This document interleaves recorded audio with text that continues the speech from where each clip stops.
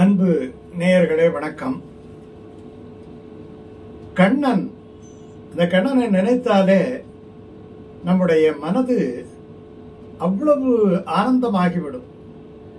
கண்ணன் அப்படி என்கிற அந்த சொல்லுக்கு பொருளே ஆனந்தம் அப்படின்னுட்டு தான் பொருள். நீங்க ரொம்ப கஷ்டமா இருக்கும் பொழுது அந்த கண்ணனுடைய படம் இருக்குது இல்லையா, அந்த வெண்ணெய் உண்ணுகின்ற படம், யசோதையினுடைய அந்த இடுப்பிலே அமர்ந்திருக்கக்கூடிய படம், இப்படி கண்ணனுடைய அந்த எந்த சின்ன படம், எந்த படமா இருந்தாலும் சரிதான், அந்த படத்தை நீங்கள் தொடர்ந்து ஒரு 5 நிமிடம் பார்த்தாலே, நீங்க நாளைக்கு இருந்து பண்ணனா பாருங்களா, உங்களுடைய மனதிலே கொஞ்சம் கொஞ்சமாக அந்த ஒரு அழுத்தம், மன அழுத்தம், டென்ஷன், கஷ்டம், இப்படி எல்லாம் சொல்றோம் இல்லையா, இதெல்லாம் குறையும்.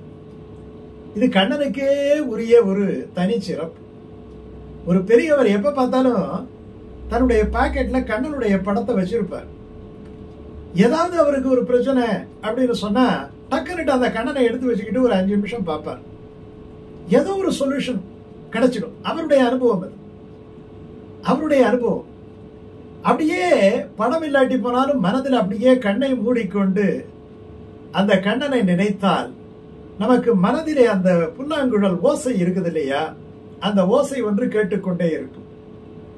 பக்தி அனுபவத்தினுடைய வெளிப்பாடுகள் இதெல்லாம் அனுபவிக்கணும். ஒண்ணு வேண்டாம். உங்க வீட்டுல சின்ன குழந்தை, பேர குழந்தை இருக்குதுன்னு வச்சுக்கீங்களா, அந்த குழந்தையே நீங்க பார்த்துட்டு அந்த கண்ணனுடைய படத்தையும் பாருங்க. அந்த கண்ணனுடைய அத்தனை குணாதிசயங்களும் உங்களுடைய குழந்தையினுடைய அந்த விளையாட்டிலே நீங்கள் தரிசனம் செய்யலாம். வில்லிபுத்தூர் ஆழ்வார் ஒரு அருமையான பாட்டு ஒண்ணு பாடுறார். அதுதான் இன்னைக்கு இந்த நம்முடைய சப்ஜெக்ட். இந்த பாட்டை நீங்க டெய்லி சொல்லலாம். அவர் கண்ணனை எப்படி நினைக்கிறாருங்கிறத சொன்னா நமக்கு ரொம்ப ஆச்சரியமா இருக்கும். அவரும் ஆழ்வார் இல்லையா, அவரும் கண்ணனுடைய அழகிலே மயங்கியவர் இல்லையா. அவர் முதல்ல பாக்குறாரு, அந்த சின்ன சின்ன விரல் எல்லாம் இருக்குது இல்லையா, அந்த விரலை பார்த்த உடனே ஒரு தாமரப்பூ போல இருக்கும், ஒரு தாமரப்பூ போல இருக்கும். அந்த விரலை கொண்டு போய் நேரா வெண்ணப்பானையில கொண்டு போய் விடுறாரு. அந்த தாமரை விரல்கள் இல்லையா, அந்த தாமரை கை அப்படின்னு சொல்றோம் இல்லையா, அப்படி மேல பாத்தீங்கன்னா அவனுக்கு கருநீலமா இருக்கு, உள்ள பாத்தீங்கன்னா செக்கச்சவேல நிட்டு இருக்கு. அதை கொண்டு போய் இந்த பானைக்குள்ள விடுறான். சில ஆயர்கள் கொண்டு போய் அவன் கையில கண்ணா சாப்பிடு அப்படின்ட்டு அந்த வெண்ணெய நல்லா உருட்டி உருட்டி வைக்கிறாங்க. அவன் எடுத்து எடுத்து வாயில வச்சுக்கிறான். இங்க ஒரு தாமரப்பூ இருக்குது இல்லையா, இந்த வாயில வைக்கும் போதீங்கன்னா இந்த வாயு ஒரு தாமரப்பூவா இருக்கும், இந்த வாயும் ஒரு தாமரப்பூவா இருக்கும். அவனுக்கு ரொம்ப ஆனந்தம். அவனுக்கு இந்த வெண்ணெயெல்லாம் ஆயர்கள் கொடுத்த உடனே ஆனந்தம். இந்த வெண்ணெயை சாப்பிட்ட உடனே சும்மா இருப்பானா, உடனே என்ன பண்றானா, அப்படியே டான்ஸ் ஆடுறானா. குடமாடு கூத்தம் என்று ஆழ்வார் சொல்றார். இந்த குடத்தை ஏற விட்டு இந்த குடத்தை எல்லாம் மேல போட்டு மேல, அந்த காலத்துல இந்த கற்களை எல்லாம் மேலே இருந்து ஒரே 4 கால தூக்கி போட்டு 2 கையாலையும் பிடிப்போம் இல்லையா, அந்த ஆட்டமெல்லாம் போயிடுச்சு. எதெல்லாம் நமக்கு மனசுக்கு ஒரு நிம்மதி கொடுத்ததோ அந்த ஆட்டமெல்லாம் போயிடுச்சு. 24 மணி நேரமும் டென்ஷன், 24 மணி நேரமும் டென்ஷன். ஒரு நல்ல விஷயத்தை கேட்க முடியல, நல்ல விஷயத்த பார்க்க முடியல. அப்படி ஏதாவது கொஞ்சம் ஓய்வு கிடைச்சா மத்த கன்றாவிகள் எல்லாம் போடுறாங்க இல்லையா, அவ்வளவும் பார்த்து மனசை இன்னும் கொஞ்சம் கெடுத்துக்கிறது. சரி, அது போகட்டும். அவன் குடமாடு கூத்தன் இல்லையா, சாப்பிட்ட உடனே டான்ஸ் ஆட ஆரம்பிக்கிறான். அப்படி ஆரம்பிக்கும் போது அவனுக்கு அப்படியே பாத்தீங்கன்னா அப்படியே நம்மள நேயமா பாக்குறான். நேயம் என்ன, அன்போட பாக்குறான். வெண்ணெய் கொடுத்துட்டோம்னா கண்ணன் எப்படி பாப்பான்னுட்டு அன்போடு பாக்குறானா. பார்த்துட்டு அப்படியே ஒரு சிரிப்பு சிரிக்கிறான். அந்த சிரிப்புக்கு குமிழ் சிரிப்புன்னுட்டு ஆழ்வார் சொல்றாரு. வில்லிபுத்தர் ஆழ்வார் குறுமுறுவல் என்கிறார். குறுமுறுவல்னா சின்னதா சின்னதா அந்த பல்லு கொஞ்சோண்டு தெரியுது, அப்படியே வாய் விலகுது, குறுமுறுவல். அந்த கண்ணை பாக்குறானா.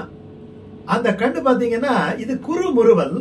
அந்த கண்ணு நெடுங்கண், அப்படியே அகாலமா விரிச்சு பாக்குறான். நெடுங்கண்.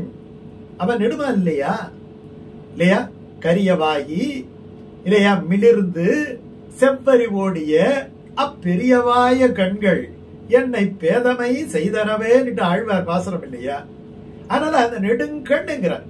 அப்படி கண்ணு நல்லா நெகிழ்த்தி நீட்டா பாக்குறான். அவன் யாரு? ஏங்க, ஒரு முனிவர்களோ ரிஷிகளோ அப்படியே உட்கார்ந்து தபஸ் பண்றாங்க, அவனுக்கெல்லாம் காட்சி தர்றானா? ஆனா இங்க ஒரு பக்தன் வேண்டுகோளுக்கு இணங்க அல்லது பக்தன் நினைத்தாலே அவன் முன்னாடி நிக்கிறான் இல்லையா? எவன் ஒருவன் மேன்மையாக இருக்கிறானோ அவனே பரம சௌலபியனாக பரம எளியவனாக இருக்கிறான் இல்லையா? அந்த எளிமையின் எல்லை நிலம் என்று சொல்லுவாங்க. எளிமையினுடைய எல்லை நிலம். அப்படி இருக்கக்கூடியவன் மாயவனா தானே இருக்க முடியும். ஏங்க, அவங்களுக்கு எல்லாம் காட்சி தர மாட்டாங்கன்னா டபாரடி இங்க நிக்கிறானே உடனே அந்த மாயவன். அவனுடைய திருவடிவம் இருக்குது இல்லையா? திருவடிவம் என்கிறார். திருவடிவம் என்னாலே அதுவே நமக்கு திரு என்னாலே எப்ப பார்த்தாலும் மகாலட்சுமி தாயார் அந்த பரம சௌக்கியம் பரம ஐஸ்வர்யம் எல்லாவற்றையும் தரக்கூடியவள் அந்த மகாலட்சுமி தாயார் திருமகளோடு கூட இருக்கிறான்ங்கிறது ஒண்ணு. திருப்பொலிந்த சேவடி திருவடிவம். திருவடிவம் என்ன? அதை பார்த்தாலே, கண்ணனை பார்த்தாலே நமக்கு ஐஸ்வர்யம் கொட்டுது இல்லையா? கண்ணனை பார்த்தாலே நமக்கு மனதில் அத்தனை செல்வங்களும் நமக்கு கொட்டுது. நிம்மதி, அமைதி, சாந்தம், அன்பு, எல்லாம் வருது இல்லையா? அப்படி அந்த திருவடிவம் இதெல்லாம் சேர்ந்த ஒரு அழகு சமுதாய சோபைன்னு சொல்லுவாங்க. இப்ப கண்ணை பார்த்தா, கைய பார்த்தா, வெண்ணைய உண்றத பார்த்தா, இந்த வாயை பார்த்தா, திருவடிவத்தை பார்த்தா, எவ்வளவு சேர்ந்த ஒரு சௌந்தரியம் இருக்குது இல்லையா? ஒரு அழகு. அந்த அழகு நெஞ்சை விட்டு அகலாது என்கிறார். நெஞ்சை விட்டு அகலாது. அதனால்தான் பாரதி சொன்னா, பார்க்கும் இடத்திலெல்லாம் நந்தலாலா, நிந்தன் பச்சை நிறம் தோன்றுதையே நந்தலாலா, கேட்கும் ஒலிகளெல்லாம் நந்தலாலா, நிந்தன் கீதம் இசைக்குதடா நந்தலாலா. எங்க பார்த்தாலும் அப்படி தெரியணும். அப்படி தெரியறதுக்கு பேருதான் பக்தியன்னுட்டு பேர். அப்படி நினைக்கிறதுக்கு பேர் தான் பக்தியன்னுட்டு பேர். இப்ப அந்த வில்லிபுத்தூர் ஆழ்வார் பாட்டை பார்க்கலாம் இல்லையா? சேயபங்கைய சிறுவிரல் அங்கையில் திரட்டிய நறுவெண்ணை ஆயர் மங்கையர் இடையிட அமுது செய்து ஆடிய திருக்கூத்தும் தேயமும் குறுமுறுவலும் புரிந்து பார்த்தருளிய நெடுங்கண்ணும் மாயவன் திருவடிவமும் அழகும் என் மனத்தை விட்டகலாவே. மாயவன் திருவடிவமும் அழகும் என் மனதை விட்டு அகலாவே. என் மனதை விட்டு கொஞ்சம் கூட நவராதேங்கிற ஒரு கண்ணனுடைய படத்தை வைத்துக் கொண்டு இந்த பாட்டையும் அப்படியே நினைச்சு அந்த கண்ணனை பார்த்தோம்னா பரம சௌக்கியமா இருக்கும். இது அந்த மோட்சத்துல போயிட்டு அவனுக்கு கைங்கரியம் பண்றதெல்லாம் ஒரு பக்கம் இருக்கட்டும் இல்லையா? நம்புவார்பதி வைகுந்தம் காண்பினேன்னு ஆழ்வார் சொன்னார் இல்லையா? இந்த கண்ணனை நம்புபவர்களுக்கு சொன்னது பலிக்கும் இல்லையா? இந்த கண்ணனை நினைத்தாலே கவலைகள் பறந்தோடி விரும்பே. ரொம்ப அழகா, கண்ணன் என்னும் மன்னன் பெயரை சொல்ல சொல்ல கல்லும் முள்ளும் பூவாய் மாறும் மெல்ல மெல்ல இல்லையா? அந்த கண்ணனை நினைத்தால் நமக்கு கவலைகள் எல்லாம் பறந்தோடும்.